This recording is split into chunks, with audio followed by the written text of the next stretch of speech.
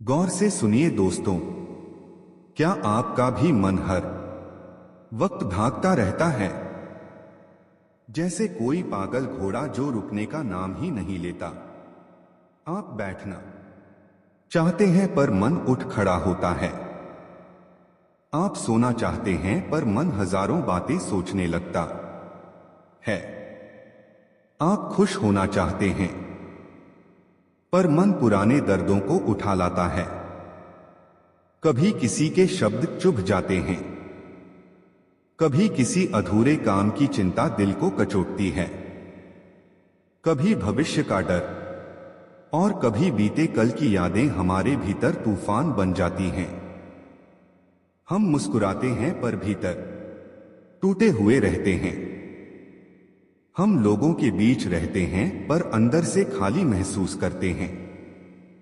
और जब रात होती है तो सारी आवाजें शांत हो जाती हैं। बस एक आवाज रह जाती है, मन की आवाज, जो कहती है, क्या मैं कभी शांत हो पाऊंगा? दोस्तों, यही बेचैनी आज करोड़ों लोगों की सबसे बड़ी बीमारी बन चुकी है।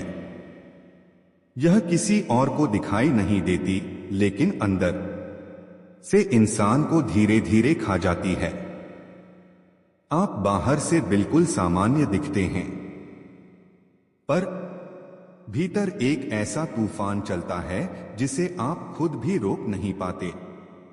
कभी आप सोचते हैं, काश मैं कुछ देर के लिए रुक जाऊं, पर जैसे ही आप रुकने की कोशिश करते हैं, मन फिर कोई नई कहानी बुन देता है। कभी डर की, कभी पछतावे की, कभी कल्पना की। सच कहूं दोस्तों, यह बेचैनी, यह ओवरथिंकिंग ही हमारी सबसे बड़ी दुश्मन बन चुकी है। यही हमारे आज का सुकून छीन लेती है और हमें उस कल के डर में धकेल देती है जो अभी आया ही नहीं। लेकिन क्या आप जानते हैं, 2500 साल पहले गौतम बुद्ध ने इसी बेचैनी का इलाज बताया था। उन्होंने कहा था, मनुष्य का असली दुश्मन बाहर नहीं भीतर है, और जब हम इस मन के तूफान को समझ लेते हैं तो जीवन में शांति अपने आप उतर आती है। आज की इस वीडियो में मैं आपको बुद्ध की एक ऐसी कहानी सुनाने वाला हूं जो सिर्फ कहानी नहीं बल्कि मन को डोट शांत करने का मंत्र है। एक ऐसी सीख जिसे अगर आपने सच में समझ लिया तो यह सिर्फ आपका मन नहीं बदलेगी, आपकी पूरी जिंदगी बदल जाएगी।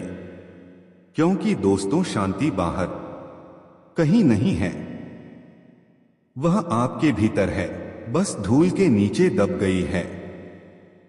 और आज हम उस धूल को हटाने वाले हैं।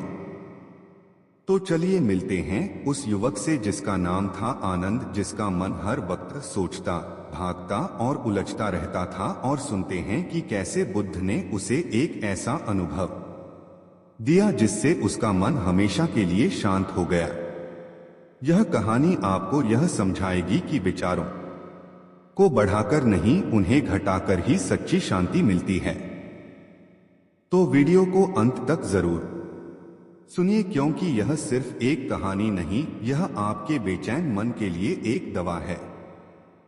कभी कभी जीवन ऐसा लगता है जैसे सब कुछ ठहर गया है।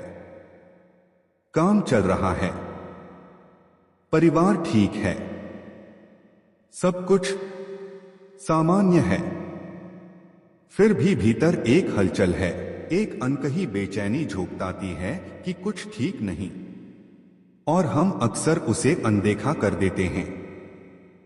जैसे कमरे में पड़े किसी पुराने सामान पर धूल जमी हो,